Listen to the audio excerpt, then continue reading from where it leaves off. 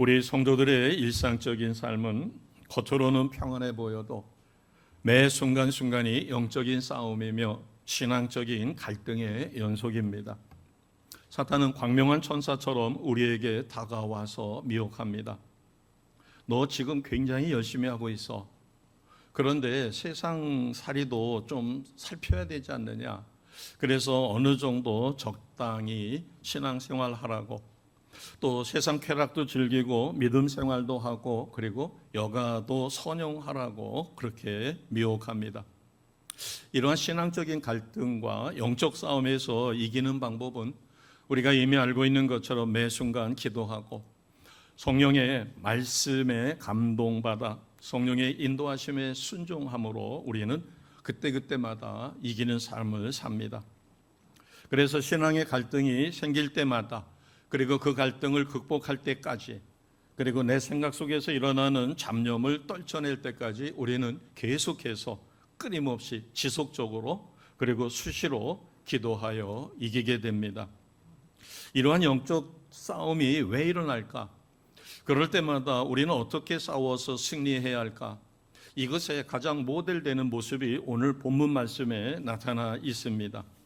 오늘 본문은 이스라엘과 아말렉과의 전쟁을 그리고 있습니다. 자, 8절을 보겠습니다. 8절을 보시면 무엇으로 시작이 되지요? 그때에, 자, 8절 같이 하겠습니다. 그때에 아말렉이 와서 이스라엘과 르비딤에서 싸우니라. 아멘. 여기에서 우리는 그때라고 하는 것을 좀 집중해서 살펴봐야 합니다. 여기서 그때는 바로 아말렉이 쳐들어왔을 때죠. 아말렉이 이스라엘을 공격한 시기를 가르쳐 줍니다. 그러면 그 앞에 어떤 내용이 있길래 그때라고 했는가? 1절서부터 7절까지를 보게 되면 이미 우리가 알고 있는 상황입니다. 이스라엘 백성이 출애굽한 다음에 광야에서 어디까지 오게 됐느냐면 신광야를 떠나서 르비딤이라고 하는 지역까지 왔어요. 그래서 200만이 되는 큰 많은 사람들이 르비딤 광야에 장막을 쳤습니다. 그런데 공교롭게도 백성들이 마실 물이 없는 거예요. 그래서 2절에 보면은 백성이 모세와 다툽니다. 그리고 우리가 마실 물을 내놓으라. 근데 모세가 이스라엘 백성에게 어떻게 이야기하는가 하면 이스라엘 백성을 가르치는 모습이에요. 자, 2절 같이 하겠습니다. 시작. 백성이 모세와 다투어 이르되 우리에게 물을 주어 마시게 하라. 모세가 그들에게 이르되 너희가 어찌하여 나와 다투느냐? 너희가 어찌하여 여호와를 시험하느냐? 여기서 어찌하여 여호와를 시험하느냐? 자, 이것은 이스라엘 백성은 지금 이 르비딤 장막, 거기에 장막을 칠 때까지 우리가 생각해도 손에 꼽을 수 있는 어마어마한 기적을 체험합니다. 가장 큰 기적은 노예 생활로 있었을 때 애굽에 10가지 재앙을 내려요. 그 10가지 재앙은 애굽 사람들이 섬기던 신입니다. 그러한 신들을 하나님이 하나하나 무너뜨림으로 해서 하나님만이 유일하신 하나님이심을, 그렇게 해서 10가지 재앙을 통하여 바로 왕이 항복하고 이스라엘 백성들은 해방이 됐어요. 그래서 그 10가지 재앙을 통해서 하나님이 어떤 분이신가 하는 것을 그들은 몸소 체험을 했습니다. 자, 드디어 이제 아침이 밝아 애굽에서 떠났을 때 홍해가 앞을 가로막고 뒤에는 바로 왕이 애굽의 병사들을 데리고 이스라엘 백성을 다시 체포하러 옵니다. 그때 홍해가 갈라지는 놀라운 기적을 체험합니다. 더 놀라운 기적은 이스라엘 백성은 그 홍해를 가르신 하나님이 그 땅을 디디고 건너가게 하셨고 이스라엘 백성이 광야를 건너가자, 홍해를 건너가자 뒤따르던 바로 왕과 그 군대가 홍해 가운데로 들어왔다가 홍해물이 덮침으로 하나님의 역사하심으로 한 사람도 살아남지 못하고 모두가 수장돼요. 이것은 하나님의 역사죠. 개중에는 수영을 잘하는 사람도 있을 것입니다. 또 말과 같은 경우에는 바닷물이 덮쳤다 할지라도 수영을 선천적으로 잘해요. 소도 돼지도 잘 뜹니다. 그런데 하나도 살아남지 못하고 몰살 죽음을 당했다고 하는 것은 하나님의 심판이 임했다는 거죠. 그런가 하면은 그들이 이제 광야로 쭉 들어오다가 수르 광야에 마라라고 하는 곳에 이릅니다. 목이 말라서 물을 먹으려고 했더니 쓴물이에요. 그 물에는 독이 있어요. 그러나 하나님의 은혜로 모세가 마라의 쓴물을 단물로 받고 백성들이 먹었습니다. 그 다음에 신광야에 이르렀을 때는 먹을 것으로, 그리고 애굽에 있어서는 주인집에 큰 행사가 있을 때는 그래도 고기 덩어리는 못 먹어도 고기 국물이라도 먹었는데 하고 하나님 앞에 원망할 때 하나님이 새벽 이슬과 같이 만나를 주셔서 그들은 그것을 매일 먹습니다. 농사를 짓지 않았어도. 그런가 하면 메추라기 떼를 보내주셔서 질리도록 고기를 먹었던 기억이 있어요. 자, 이렇게 수많은 기적을 보고 그것을 몸소 체험했습니다. 우리가 예수님을 믿는 것, 하나님의 자녀가 된 것, 오늘 이렇게 예배드리는 것 기적 중에 기적입니다. 우리가 믿지 않는 영혼을 전도하는 그 현장에 있어 보면 내가 은혜를 받아요. 왜? 그가 예수님을 나의 구원자 주님으로 영접하고 영접 기도만 하면 하나님의 백성이 되는데 영접 기도를 안 하려고 버팅거리는 것을 보면 예수 믿는 게 그냥 되어지는 게 아니구나. 그래서 오히려 전도하다가 그 영접 기도하는 그 현장에서 그러한 여러 가지 어려운 상황을 목격하면서 내가 하나님을 믿게 된 것, 그것도 온전히 믿게 된 것은 기적 중에 기적이구나라고 하는 것을 체험합니다. 그러니까 우리는 이미 기적을 체험한 자입니다. 나는 하나님의 기적을 본 적이 없어. 그것은 너무나 무지해서 그래. 영적인 영안이 열려서 내가 예수님을 나의 구원자 주님으로 영접하여 하나님의 자녀가 되었고 오늘 예배의 자리에 있다는 이 사실 자체가 가장 놀라운 기적입니다.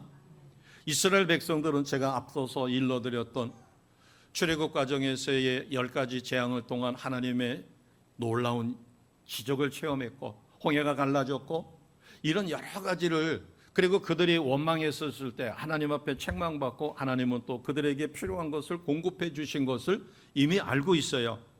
그럼에도 불구하고 2절에 보니까 르비딤의 장막을 쳤지만 백성이 마실 물이 없어서 백성이 모세와 다툴 뿐만 아니라 우리에게 물을 달라. 그러자 모세가 그렇게 이야기합니다. 어찌 하나님을 시험하느냐. 이것은 무슨 얘기예요? 너희가 지금까지 기적을 체험하지 않았느냐? 너희가 마실 물이 없으면 마땅히 누가 마실 물을 주실 거예요? 그렇죠. 하나님이 주실 건데 그 새를 못 참아가지고, 그러면 너희가 하나님 앞에 기도해서 하나님 저희가 마실 물이 없으니까 마실 물을 주세요. 지난번에도 마라의 쓴물을 단물로 바꿔주신 하나님 하고 기도하면 하나님이 기뻐하시며 당연히 마실 물을 줄 텐데 믿음이 적어 아직도 하나님이 원하는 믿음의 수준에 이르지 못하여 신앙 훈련이 되지 않은 거로 그들은 원망하고, 그래서 이것이 영안이 열린 모세는 뭐라고 얘기했는가 하면 너희가 어찌하여 여호와를 시험하느냐. 그럴 때 하나님께서는 모세를 통하여 그 호렙산의 바위를 너가 가지고 있는 지팡이로 쳐라. 그래서 거기서 물을 내가지고 이 백성이 마시게 하라. 그래서 그들은 원망하고 불평하며 모세와 다투었을 때, 하나님을 시험할 때 하나님은 그들을 용서하시고 그들에게 물을 내어 먹게 만드셨습니다. 자, 이 상황이 바로 직전에 있었던 일이에요. 르비딤에서. 그래서 이것을 마사 또는 다투었다라고 해서 무리바라고 그렇게 교훈하고 지금까지 부르고 있는 것이에요. 자, 8절에 보면 그때 이렇게 이스라엘 백성이 수없이 수많은 기적을 체험했으면서도 하나님을 온전히 믿지 못하고 하나님 앞에 기도하거나 아니면은 하나님께서 물을 주어 먹게 하실 거라는 믿음을 갖고 기다리지 못하고 원망하고 불평하고 모세와 다투며 하나님을 시험할 때, 그때가 바로 아말렉이 쳐들어왔어요. 왜 아말렉이 쳐들어왔을까? 그것은 하나님께서 이 백성을 변화시키셔야 돼요. 그래서 젖과 꿀이 흐르는 가나안 땅을 정복하게 해야 하고, 그것을 정복해서 그 자손들이 계속해서 이어나가 나중에 누가 오셔야 돼요? 메시아이신 예수께서 오셔야 합니다. 그러기 위해서는 이스라엘 백성을 하나님은 계속 가르치고 그들을 변화시켜 하나님의 구속사를 완성시키셔야 하기 때문에, 그래서 아말렉이 쳐들어오게 하고 그 전쟁을 어떻게 이기게 하는가를 통하여 또 하나님은 이스라엘 백성들을 교훈하십니다. 오늘 우리가 아말렉이 쳐들어왔었을 때 이스라엘 백성이 어떻게 했는가, 이것을 교훈 삼아서 우리는 우리에게 일어나는 영적 싸움, 내 속에서 일어나는 영적인 갈등, 이것을 어떻게 극복해야 할 것인가를 오늘 배우고자 합니다. 자, 먼저 8절에 보면 아말렉이 와서 이스라엘과 르비딤에서 싸웠다 이렇게 되어 있는데, 여기에 아말렉은 누굴까? 이 아말렉을 살펴보면 야곱의 형인 에서의 아들입니다. 엘리바스가 그의 첩 디나 사이에서 난 아들이에요. 그러니까 야곱은 할아버지가 되는 거죠. 친척 할아버지. 왜냐하면 자기 형의 아들의 손자니까. 그래서 성경에서 아말렉이라고 할 때는 단지 그냥 한 족속 부족을 이야기하는 게 아니라 아말렉 족속을, 그러니까 아말렉 부족 전체를 의미합니다. 이 아말렉 족속은 그 아브라함 때서부터 히스기야 왕 때까지 주로 가나안 남쪽의 그 황량한 지역 사막지대에 살아요. 그래서 거기 네게브에 살아있기 때문에 그들은 농사짓지를 못하고 부족하면 남의 것을 빼서 목숨을 연명하는 약탈을 위주로 삼았어요. 그래서 성경 사전에도 보면 아말렉 족속은 약탈을 일삼던 고대 유목 민족으로 그렇게 소개가 되어 있습니다. 자, 이 아말렉을 조금 더 우리가 살펴보면 신명기 25장 18절에 이스라엘 백성이 애굽에서 해방이 되어 하나님이 인도하시는 족각골이 흐르는 가나안으로 갈 때 200만이나 되다 보니까 그 행렬이 굉장히 깁니다. 그래서 선도에 있다가 몸이 아프거나 뭐 여러 가지 이유로 인해서 처지는 그 맨 끝이 있어요. 그런데 아말렉이 그 맨 끝에 처진 그 부분을 공격해가지고 그들을 죽이거나 그들 것을 약탈해 가거나 이렇게 했어요. 그게 신명기 25장 18절에 이렇게 기록되어 있습니다. 같이 하겠습니다. 곧 그들이 너를 길에서 만나 내가 피곤할 때 내 뒤에 떨어진 약한 자들을 쳤고 하나님을 두려워하지 아니하였느니라. 아멘. 아말렉이 누구를 공격했는가 하면 그 긴 행렬, 200만이나 되는 긴 행렬 맨 끝에 처지고 떨어져 있는 연약한 자들을 공격했다는 겁니다. 앞에 선두에 가고 있는 거기는 공격을 못하죠. 이것은 바꿔 이야기해서 누구를 사탄은 공격하는가? 그것은 바로 약한 자, 처진 자, 낙오된 사람들이 공격의 대상이라는 것이에요. 하나님은 왜 이렇게 아말렉 족속을 미워하실까? 그것은 이 출애굽이라고 하는 자체가 후에 예수님께서 세상에 노예되었던 그 백성을 십자가에 피 흘려 죽으시며 하나님과의 언약을 이루어 새 언약으로 누구든지 예수님을 나의 구원자 주님으로 믿으면 하나님의 자녀가 되는 새 길을 열어놓습니다. 이 새 길의 그림자처럼 보여지는 구약의 사건이 출애굽 사건이에요. 그러니까 이스라엘 행렬이 200만이나 돼서 길게 늘어져 있지만 연약한 자, 낙오된 자 이런 사람들이 뒤에 처져 있을 때 그들을 공격해서 괴롭혔어요. 이것은 하나님의 거대한 믿음의 행진, 구속사를 도전하는 하나님을 대적하는 악한 세력이에요. 그래서 하나님은 이 아말렉 족속을 반드시 때가 되면 멸족시키려고 단단히 벼르고 계셨어요. 왜냐하면 지금 이스라엘 백성은 전쟁을 하지도 못했고 아직 훈련이 되어 있지 않기 때문에 전쟁을 할 수는 없습니다. 그래서 그 아말렉을 진멸하실 계획을 실행할 때가 드디어 돼서 그게 사무엘상 15장 18절에 사울 왕에게 아말렉을 뭐 하라고 그래요? 진멸시키라. 네가 전쟁에서 내가 승리하게 할 것이되 가축도 생명이 붙어있는 가축은 살려두지 마라. 그리고 남녀 노소 할 것 없이 아말렉 족속의 모든 사람은 전부 다 진멸시켜 그 땅에서 완전히 없어지게 하라. 이것은 단순한 명령이 아니라 이와 같은 아말렉에 대한 하나님의 심판이에요. 그런데 이 엄청난 심판을 받았던 사울왕이 전쟁에서 이긴 다음에 재물에 탐심이 생겨가지고 살찐 소라든가 이런 것을 살려두었다가 하나님으로부터 버림을 받습니다. 자, 오늘 본문 말씀에도 보면, 자, 14절을 보겠습니다. 14절을 보시게 되면, 자, 14절 같이 하겠습니다. 여호와께서 모세에게 이르시되 이것을 책에 기록하여 기념하게 하고 여호수아의 귀에 외워 들리라. 내가 아말렉을 없이하여 천하에서 기억도 못하게 하리라. 아멘. 14절에 보면 내가 아말렉을 없이하여 천하에서 기억도 못하게 하겠다. 전쟁에서 승리했습니다. 그런 다음에 아말렉을 내가 이렇게 하겠다. 그래서 이 땅에서 그의 존재 자체를, 그래서 천하가 기억도 못하게 하겠다는 겁니다.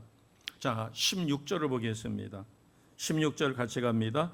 이르되 여호와께서 맹세하시기를 여호와가 아말렉과 더불어 대대로 싸우리라 하셨다 하였더라. 아멘. 앞에서 14절에 아말렉을 없이하여 천하에서 기억도 못하게 하겠다라고 하셨어요. 하나님은 능력의 하나님이기 때문에 그렇게 하실 수 있습니다. 그래서 시켰어요, 사울왕에게.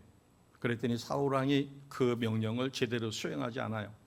그리고 이스라엘 백성이 가나안 땅에 들어가서 거기에 있는 모든 족속을 몰아내고 그 땅을 차지하라 했는데 그렇게 하지 않았어요.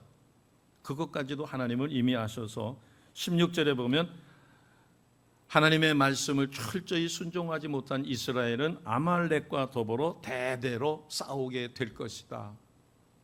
14절에는 멸절을 말씀하셨고 16절에는 그 뜻이 시킨 백성에게서 이루어지지 않으므로 그 백성이 고난을 겪게 될 것까지도 말씀을 하신 것입니다. 오늘 우리는 여기서 이 아말렉이 누구를 공격했는가? 아까 우리가 살펴봤던 그 신명기 25장 18절에 보면 약한 자들을 쳤다. 그 대열 끝에 약한 자들을 쳤다. 우리가 신앙생활을 하다가 어떤 어려움을 겪게 되었을 때 이것은 하나님의 징벌이라기보다는 하나님이 나의 믿음을 키우기 위한 하나의 사랑의 연단으로 우리가 바라보면 크게 은혜가 넘칩니다. 그래서 그럴 때 우리가 무엇을 어떻게 해야 될까? 이 사탄이 가장 무서워하는 게 말씀과 기도의 삶을 사는 성도들을 무서워해요. 자, 그러면 21세기의 아말렉은 도대체 어떤 모습일까? 성도들이 교인, 성도답게 살지 못하고 교회가 교회답지 못하니까 세상은 교회를 향하여 손가락질을 합니다. 어떤 모임에서 서로 그 모임 구성원들끼리 싫은 소리를 하다가 나중에 쌈박질로 변했어요. 그러죠? 어떤 사람이 교회 다니지도 않는 사람인데 큰 소리로 그럽니다. 야! 여기가 교회인 줄 알아? 쌈박질을 하게. 지금 쌈박질 하는데 거기다가 뭐가 빗대어졌어요? 여기가 교회인 줄 알아? 쌈박질 하게. 성도가 성도답게 교회가 교회다운 모습으로 살지 못하면 소금이 버려져서 암염이라고 하는 돌소금이 염분기가 빠지고 나면 아무짝에 쓸모없는 돌이 돼서 길가에 버려지게 되는 것하고 똑같습니다. 사탄은 우리에게 교묘하게 악한 모습으로 나타나고 사탄의 모습으로 나타나면 우리는 경계를 하고 대적을 할 것이에요. 그런데 경제적인 어려움을 통하여 교묘하게 직장에 목매게 만듭니다. 경제적인 수입이 없으니까 생활의 어려움을 통하여 삶을 궁핍하게, 그래서 신앙생활 못하게 만들어요. 그 다음에 인간관계의 어려움을, 아픔을 통해서, 직장에서의 실직을 통해서, 또 사랑하는 사람과 헤어짐을 통해서, 또 질병의 고통을 통해서, 그런가 하면 등 따시고 배부를 때 세상의 쾌락과 유혹을 통하여 신실한 믿음 생활, 무릎이 약해지게 만드는 거예요. 시간이 없을 때는 시간만 많으면 내가 하나님 앞에 이렇게 헌신봉사 충성할 텐데 라는 마음을 가졌지만 막상 하나님이 시간을 주면 그 시간을 엉뚱한 데다가 쓰느라고 하나님 앞에 헌신봉사 충성하지 못하죠. 8절에 보면 그때 아말렉이 와서 이스라엘과 르비딤에서 싸우게 되었다. 이스라엘 백성이 수많은 기적을, 하나님의 기적을 체험하고도 그들은 또 원망하고 불평하여 마실 물로 인하여 모세와 다투었을 때, 그때 하나님은 아말렉을 보내어 전쟁을 통해서 또 그들을 가르치고 회복시키려고 하셨다라고 하는 사실입니다. 우리가 하나님이 어떠한 환난과 역경을 통해서 나를 변화시켜 크게 쓰시고자 하시려고 하시는데도 내가 강해서 변화되지 않는다면 계속해서 연단은 계속될 수밖에 없다는 것이에요. 마귀와 사탄은 이렇게 뒤처진 사람들, 침체된 사람들을 공격한다고 하는 것이에요. 특히 우리가 신앙생활하면서 항상 감사하지 못하고 어떤 목적이 달성되거나 내가 기도의 응답을 받았을 때는 말할 수 없이 기뻐하며 감사하지만, 그러나 조금만 어려움이 왔었을 때 원망하고 불평하고, 특히 누구 때문이라고 이렇게 불안한 심리 상태를 보일 때 사탄은 그 부분을 통하여 역사하여 가정을 무너뜨리기도 합니다. 이미 우리가 알고 있는 것처럼 이 모든 것은 무엇으로 이길 수 있어요? 말씀과 기도의 삶을 통하여 이겨낼 수 있습니다. 출애굽에는 아말렉이 쳐들어와서 전쟁이 일어났지만, 그러나 21세기의 영적 전쟁은 아까 제가 일러드린 것처럼 교회가 교회답지 못하고 성도가 성도답지 못하여 세상으로부터 손가락질을 당합니다. 코로나19의 그 팬데믹 현상으로 인하여 아직도 신앙을 회복하지 못하고 교회에 출석하기보다는 동영상으로 그냥 보고 싶으면 보고 예배 드리고 싶으면 드리고, 그렇지 않을 때는 그저 그렇게 살아가고 있는 가난한 성도가 아직도 3분의 1 정도가 된다는 참으로 안타까운 소식입니다. 자, 그러면 이 모세는 아말렉과의 싸움에서 어떻게 이겼을까? 자, 9절을 보겠습니다. 9절을 보시면, 자, 9절 같이 갑니다. 모세가 여호수아에게 이르되 우리를 위하여 사람을 택하여 나가서 아말렉과 싸우라. 여기까지가 여호수아에게 하신 말씀이에요. 그 다음에 모세는 그러면 어떻게 했어요? 그 다음입니다. 같이 하겠습니다. 내일 내가 하나님의 지팡이를 손에 잡고 산꼭대기에 서리라. 아멘. 여호수아에게는 백성들을 소집해서 전쟁터에 나가 싸워라. 그러면 나는 산꼭대기에 올라가서 너희를 바라보며 하나님 앞에 기도하여 승리하게 만들겠다라고 하는 것입니다. 즉 모세가 택한 전략은 여호수아를 통하여 이스라엘 백성이 전쟁을 하는 그 상황에 모세는 하나님 앞에 두 손 들고 기도하여, 그러니까 싸움과 기도를 병행하는 그러한 전략입니다. 자, 10절 말씀에 보면 여호수아가 모세의 말대로 행하여 아말렉과 싸우고 있어요. 근데 여호수아도 그렇고 이스라엘 백성은 전쟁 경험이 있을까요?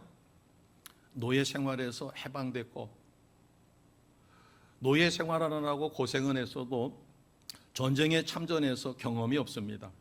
전 세계가 대한민국 국방력을 무서워하는데 첨단 무기를 만드는 것도 무서워하지만 가장 무서워하는 것 중에 하나는 예비군입니다. 저는 공군 출신이라서 총은 많이 못 쏴봤어요. 그래도 나중에 생각해서 또 예비군 훈련 가서 사격 훈련을 합니다. 동원 훈련을 하고, 그래서 작전을 세워가지고 요소에 침투를 시켜요. 특히 육군과 같은 경우는 각계전투까지 배웁니다. 그래서 영화에서 보는 장면처럼 전쟁이 나게 되면은 거기에 부대원으로 들어가서 뭐 분대원도 될 수 있고 소대원도 될 수 있고, 이렇게 해서 대한민국의 예비군은 곧 전투 병력이 되는 것이에요. 제가 동원훈련을 들어갔었을 때 그 기존 사병들이 가르칠 때는 말을 잘 안 듣습니다. 그래서 아주 동원훈련 들어왔을 때 예비군 훈련시키는 조교들이 너무 힘들어해요. 그래서 억압적인 방법이 아니라 부탁하는 식으로다가 해요. 그러나 결정적인 상황이 오면은 동원 예비군끼리 그렇게 이야기합니다. 기왕 우리 들어와서 훈련하는 거 좀 폼나게 합시다. 그러면 좋소. 그래가지고 그런 뜻이 딱 모아지면은 조교가 명령만 탁 내리면 일사불란하게 움직이는 모습을 보고, 와, 현역 못지않다. 저게 진짜 전투 병력의 참다운 모습이다. 그런데 지금 여호수아도 그렇고 이스라엘 백성들은 전쟁 경험이 없어요. 그런데 전쟁 경험이 없는데 10절 말씀해 보니까 여호수아가 모세가 명령한 대로 백성을 데리고 아말렉과 지금 최전선에서 싸우고 있는 거예요. 여기서 우리는 무엇을 볼 수 있을까요? 경험이 없어요. 얼마나 두렵겠어요. 그런데도 하나님을 의지하여 그들은 철저하게 순종합니다. 아멘. 내가 무엇을 경험이 있고 무엇을 할 줄 알아서가 아니라 나는 생소한 거예요. 처음 나에게 주어진 거예요. 그런데 내게는 누가 있어요? 하나님이 계십니다. 나는 못하지만 누구는 하실 수 있어요. 그렇죠. 나는 못하지만 하나님이 하시게 하고 나는 좀 서툴더라도 하나님이 나를 도와주시면 나는 끝내 이 일을 잘할 수 있어. 아멘입니다. 지금 이스라엘 백성이 바로 그것이에요. 어떤 일을 시켰을 때 목사님 저는 한 번도 안 해봐가지고 못해요. 참 안타깝죠. 믿음이 적은 것이 안타깝고 능력이 많아서 시키는 것이 아니라 능력이 없어도 그 일을 하다 보면 하나님이 새로운 능력을 주십니다. 그릇이 준비돼서 쓰시는 경우도 있지만 순종하였을 때 집에 기름병 하나 밖에 없었지만 빈 그릇을 갖다 놓고 그것을 채우라 했었을 때 다 채울 수 있는 것처럼, 그래서 이스라엘 백성은 9절에 있는 것처럼 여호수아가 순종했었을 때 10절처럼 모세의 말대로 행하여 아말렉과 싸웠으며, 모세는 10절에 어떻게 했어요? 10절 하반절입니다. 모세가 아론과 훌은 산꼭대기에 올라가서 11절에 이스라엘 백성을 위하여 하나님 앞에 중보기도 하고 있습니다. 하나님 앞에 쓰임받는 사람이 어떤 사람인가? 순종하는 자요, 하나님 말씀에 철저히 충성하는 자다라고 하는 것이에요. 예수님은 죽은 나사로를 살리실 때 그냥 나사로야 나와라 해서 바로 살리실 수 있지만 먼저 주변 사람들에게 명령하셨어요. 무엇을 옮겨 놓으라고 그랬어요? 나사로의 무덤을 막고 있는 돌을 옮겨 놓으라. 이스라엘 백성은 우리처럼 땅에다가 묻지를 않고 동굴을 파가지고 거기에 입구를 돌로 막아 놓습니다. 그러니까 그것을 굴려서 열어 놓으라. 그래서 사람들이 순종했었을 때 예수님은 나사로를 향하여 나사로야 나오너라 라고 명령했을 때 죽은 나사로가 살아났습니다. 반드시 순종이 이루어질 때, 그래서 우리가 하나님 앞에 하나님 이것 해주세요 저것 해주세요 라도 하는 것도 중요하지만 작은 것에서부터 순종하며 하나님 앞에 간절히 기도할 때 놀라운 응답의 역사가 있습니다. 우리 청년들이 하나님 제게 좋은 배우자, 이런 배우자 저런 배우자 주세요라고 하면서 전혀 만남의 기회를 안 갖는다. 물론 하나님께 기도해서 감동을 받아서 만나는 게 중요하겠죠.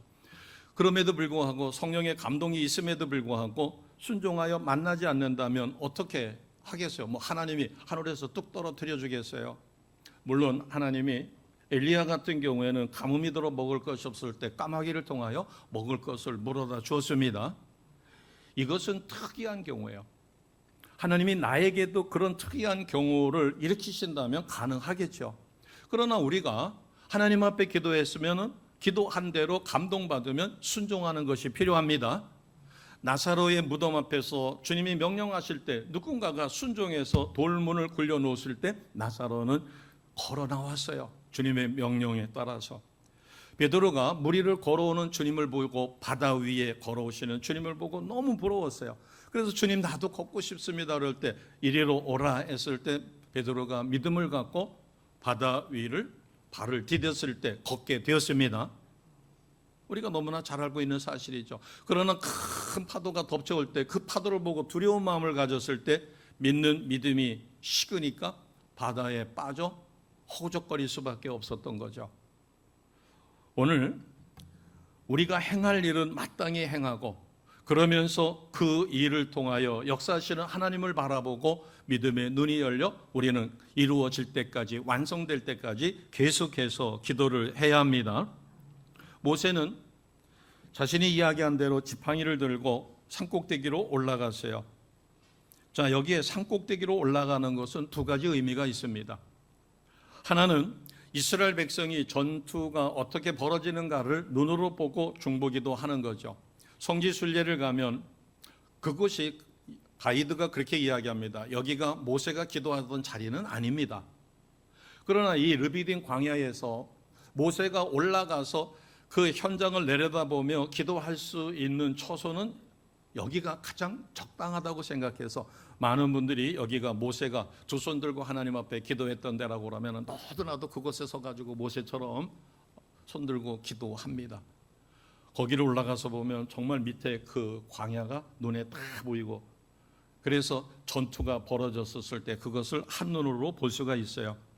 그래서 모세가 산에 올라 손 들고 기도했다라고 하는 것은 그 현장을 보고, 여기서 우리가 이렇게 생각할 수 있습니다. 저희 교회 성도님 중에서 중보 기도를 아주 지혜롭게 부탁하시는 분이 있어요. 어떻게 지혜롭게 부탁을 하는가 하면, 기도 부탁을 해놓고 조금 시간이 지난 다음에 목사님 이거는 응답됐는데 이것은 아직 응답이 안 됐어요. 계속 기도해 주세요 하고 또 카톡이 와요. 또 전화가 옵니다. 아니면은 기도 쪽지를 적어서 줘요. 그래서 그것을 놓고 열심히 기도하다 보면은 또 연락이 옵니다. 그런가 하면 한번 중보 기도를 부탁해 놓고 아무 소식이 없어요. 저는 열심히 그것을 놓고 기도합니다. 나중에 궁금해서 응답이 됐는데 아무런 반응이 없다 그래서 여쭤보면 아이고 목사님 죄송해요. 그거 응답됐어요. 근데 기도를 부탁해 놨으면 중간중간 상황의 변화에 따라서 응답받은 것과 못 받은 것과 또 이것을 이렇게 기도해 주세요 하고 계속해서 중보 기도를 부탁하는 게 아주 중요합니다. 그래야만 목회자가 그것을 끊지 않고 계속해서 기도해 줄 수가 있는 것이에요. 오늘 산꼭대기에 올라가서 모세가 그 현장을 보고 기도했다라고 하는 것은 우리 식으로 바꿔서 이야기하면, 내가 목회자에게 아니면은 기도의 용사에게 기도 부탁을 했으면 중간중간 점검된 상황을 이야기해서 상황이 이렇게 변하고 있다라고 하는 것을 계속해서 일러주는 것도로 우리가 생각할 수 있습니다. 아멘. 지혜로운 중보 기도 부탁할 수 있기를 주님의 이름으로 부탁합니다. 또 하나는 모세가 산에 올라갔다라고 하는 것은 우리가 보통 기도 산에 오른다 이렇게 표현을 합니다. 그러니까 산에 오른다라고 하는 것은 어느 수준까지 올라간다 이런 표현이 될 수도 있어요. 그러면 기도 산에 올라간다라는 말은 바꿔 이야기하면 기도가 깊어진다. 기도가 깊어지면 전에는 대수롭지 않게 여겼던 것이 중요하게 여겨집니다. 전에는 전혀 죄라고 생각하지 못했던 것이 죄인 것을 깨닫게 해요. 어떤 분이 하나님 앞에 계속 기도합니다. 그래서 회개했던 기도를 또 하고 또 하고 또 하니까 하나님께서 그에게 환상을 보여주셨어요. 두 가지를 보여주셨습니다. 시간 차이는 좀 있어요. 첫 번째 보여준 것은 그가 아주 지저분한 피가 막 묻어있는 시뻘건 그 빨랫거리를 가지고, 지금은 뭐 다 세탁실에서 하거나 뭐 세탁기에다 하거나 큰 빨래는 뭐 그 돈 내고선 한다든가 뭐 이렇게 하지만, 그전에는 그런 빨래를 가지면 다 어디 가서 하셨어요? 그렇죠. 또랑이라고 하는 냇가에 가서 합니다. 근데 환상이 어떻게 보여졌는가 하면 그 냇가에 그 시뻘건 혼이불 같은 것을 가져가서 이렇게 빨다가 보니까 깨끗하게 됐어요. 그래서 또 말리는 게 집에 오면은 마땅치 않으니까는 그 강변이나 이런 돌 위에다가 쫙 널어놨는데 너무나 반짝반짝하게 하얗게 됐는데 이게 무슨 뜻인지를 모르는 거예요. 그러니까 그것을 어느 권사님한테 물어봤어요. 그랬더니 권사님이 아유 집사님이 하도 하나님 앞에 간절히 회개 기도하니까 너의 죄가 이렇게 다 깨끗하게 용서받았다라고 하는 것을 보여주시는 거니까 이제 이러이러한 부분에 회개의 기도는 응답받은 걸로 하시고 다음 기도로 넘어가세요라고 일러줘서 너무너무 기뻤다는 거예요. 본인이 성령의 감동을 주어도 깨닫지를 못하고 계속 하니까 하나님이 깨끗하게 그렇게 한 것을 보여주신 것이죠. 또 한 번은 하나님 앞에 이제 그렇게 해서 열심히 신앙생활하고 있고 기도가 굉장히 깊어서 그가 손을 대지는 않습니다. 평신도니까 손을 대지 않고 누가 중보기도 하고 또 아픈 사람이 와가지고 기도해달라고 하고 또 초청을 받아가지고 가면은 목회자가 아니니까 손을 얹지 않고 중보기도 해주면 병이 떨컥떨컥 나요. 기적이 일어납니다. 뜨거운 물에 빠져가지고 막 부풀부풀 여기가 막 이렇게 일어나는데도 기도를 하면 순식간에 정상 피부로다가 바뀌어지는 기적이 일어나요. 평신도인데. 근데 하나님 앞에 기도 시간을 많이 갖습니다. 또 예배를 빠뜨리지 않기 위해서 또 생활이 어려운데도 수요 예배라든가 금요 기도회라든가 또 매일 기도하는 것을 빼지 않기 위해서 돈을 더 받을 수 있는데도 불구하고 그렇게 하질 않아요. 그런데 한 번은 깊이 기도를 하는데 하나님이 너의 살인죄가 있다라고 하시더래요. 그래서 기겁을 하고서는 하나님, 저는 사람 죽인 적이 없어요. 그리고 저는 마음이 약해가지고 곤충 하나도 제대로 못 죽입니다. 그랬더니 보여주시더라는 거예요. 근데 그게 놀랍게도 원치 않는 임신을 하게 됐는데, 결혼해서 자녀들을 낳다가 원치 않는 임신을 했는데 이 병이 있어가지고, 그래서 의사의 권면으로 인하여 그리고 또 아기를 낳을 때 그 병을 치료하기 위해서 항생제를 많이 투여를 했는데 아기를 낳게 되더라도 산모가 위험할 뿐만 아니라 문제가 심각합니다. 그래서 아기 임신이 얼마 안 됐으니까 유산을 했대요. 자기는 그게 전혀 죄라고 생각하지 않았는데 기도의 단계가 깊어지니까 하나님이 너가 살인죄가 있다. 그래서 나중에 알고 보니까 원치 않는 임신으로 인해서 유산한 것까지 하나님께서 지적을 해서 그것까지 철저하게 회개를 했다라고 합니다. 여기서 기도의 산이 깊어졌다라고 하는 것은, 기도의 산에 올랐다라고 하는 것은 기도가 깊어진 단계예요. 지난 시간에 우리가 성령 안에서 기도하는 것을 배운 것처럼, 그래서 성령에 민감하고 성령께서 인도하시는 대로 성령의 감동으로, 그리고 부활의 능력과 성령의 능력과 복음의 능력으로 신앙생활을 하는 것입니다. 이와 같이 기도의 산에 오르시기를, 기도가 깊어지시기를 주님의 이름으로 축복합니다. 모세가 산꼭대기에 섰었을 때 뭘 가지고 섰을까요? 맨손으로 올라갔을까요? 뭐를 잡고 올라갔어요? 지팡이. 그래서 하나님의 능력의 지팡이입니다. 그러면 하나님은 오늘날 이 능력의 지팡이를 우리에게는 뭘 주셨어요? 모세에게는 능력의 지팡이를 주셨어요. 그것으로 반석을 쳤을 때 물이 나오고 놀라운 역사가 일어납니다. 10가지 재앙 중에 그 지팡이를 나일강에 담그니까 나일강이 핏물로 바뀌었어요.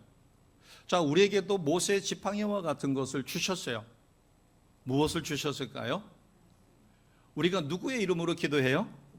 그렇죠. 예수님의 이름을 우리에게 주신 게 모세의 지팡이와 같습니다. 우리는 예수님의 이름으로 기도하니까 모세가 지팡이를 들고 두 손을 들고 하나님 앞에 기도했던 것처럼 우리는 누구의 이름으로 기도해요? 예수님의 이름으로 기도하고 보혈의 능력에 사로잡혀 기도할 때 악한 영들과의 싸움에서 승리합니다. 모세가 손을 들면 이기고 손을 내리면 아말렉이 이겼다라고 본문에 기록이 되어 있습니다. 자, 12절입니다. 같이 합니다. 11절입니다. 시작. 모세가 손을 들면 이스라엘이 이기고 손을 내리면 아말렉이 이기더니. 아멘. 이 말씀은 우리가 이미 너무나 잘 들어서 알고 있어요. 자, 모세가 손을 들고 기도했었다라고 했었을 때 이것은 모세가 손 들고 기도한 기도의 능력 때문이라기보다는 누가 개입하셨어요? 하나님께서 개입을 하셨습니다. 자, 15절을 보겠습니다. 15절을 보시면 모세가 이 아말렉과의 전쟁에서 승리했어요. 승리한 다음에 어떻게 했어요? 15절 같이 갑니다. 모세가 제단을 쌓고 그 이름을 여호와 니시라 하고. 아멘. 여호와 니시는 승리의 깃발입니다. 즉 이 전쟁은 누구 때문에 이겼어요? 그렇죠. 하나님 때문에. 아론과 훌 때문도 아니고 모세 때문도 아니고 여호수아 때문도 아니고 그들은 모두 하나님 손에 붙들려 쓰임받은 자요, 이 전쟁의 주관자는 하나님이신 것을 증거하는 게 15절입니다. 아멘. 그리고 16절에 이르되 여호와께서 맹세하시기를, 거기 여호와께서 맹세하시기를, 성경을 좀 자세하게 써져 있는 성경에는 거기에 여호와 앞에 뭐라고 써 있죠? 이 반가로 이렇게 돼 있죠. 그렇죠? 자, 그 주가 달려 있는데 주를 한번 찾아보세요. 찾아보시면 뭐라고 써 있어요? 여호와의 뭐를 향해? 보좌를 향해 무엇을 들었어요? 손을 들었으니.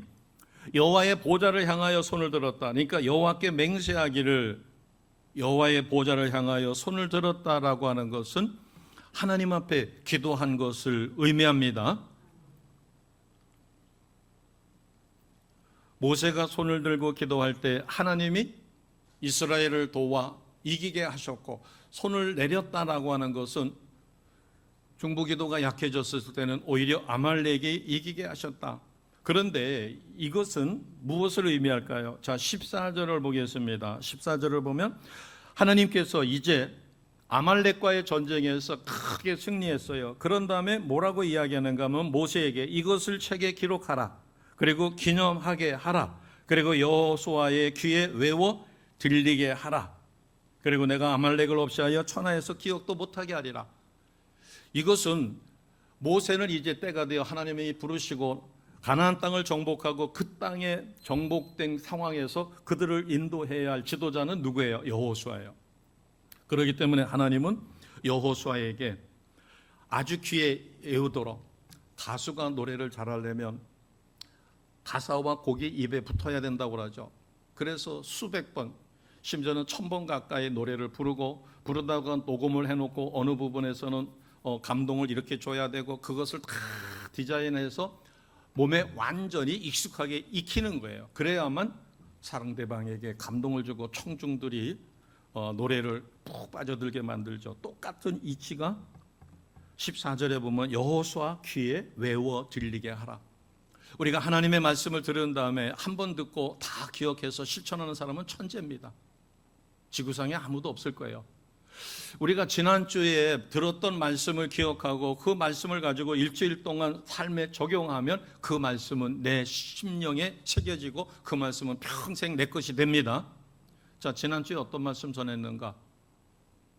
자, 내용이 기억이 어려우시면 제목이 무엇이었는가? 어디에서 기도하라고 그랬어요? 성령 안에서. 자, 오늘 우리에게 중요한 것은 여호수아 귀에 외워 들리게 하라. 그것은 이 전쟁을 주관하시고 이기게 하신 분이 누구라는 거예요? 하나님이심을 잊지 않게 하라는 것입니다. 전쟁의 승패는 이 기도 현장에 있다라고 하는 사실을 우리가 기억하시고, 이제 우리는 나의 남은 생애 동안 말씀 붙들고 기도에 전념해서 오늘 아말렉과의 싸움에서 기도의 힘으로, 하나님의 개입하심으로 이긴 것처럼 우리 인생에 개입하시는 하나님의 놀라운 능력 의지하여 영적 싸움에서 승리하는 우리 모두가 되시기를 주님의 이름으로 축복합니다. 아멘. 기도하겠습니다.